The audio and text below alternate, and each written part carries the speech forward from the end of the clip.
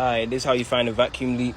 You cover this. I should have covered it a little bit more, but hey, it's cool. It's cool. I see where it's coming from. It's coming from this intake manifold. Let's see if I can actually spot where it's actually coming from. Somewhere under here. So we're gonna have to take this off and get a look inside there. Okay. So we found the culprit. Those two gaskets. So let's get it fixed, baby. Alright, so I got them all good. I'm just trying to look to see if maybe there's somewhere else it's also leaking from, because I don't want to just put this back on and there's like a vacuum hose loose. So I'm just checking. I think I found the problem.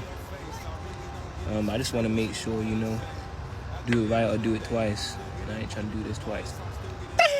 This right here, easy. I ain't gonna hold you. When I put the intake manifold off, I think I'm gonna put vacuum through that nipple right there, because I don't have to put a rag. Alright, it's back together. These are still loose just in case I have to take it off. But yeah, let's get this going. Let's put the smoke machine back up. Give me 2 minutes. Alright, it's been running for about 3 minutes now. I haven't seen any smoke. You guys let me know if you see the smoke, because I don't see no smoke, baby. Yeah, it's looking good. It's looking good. It's looking promising so far. So yeah, that was it. Alright, now we're just testing it out.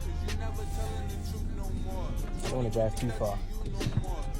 This one think, oh, he's stealing my car! He's stealing my car!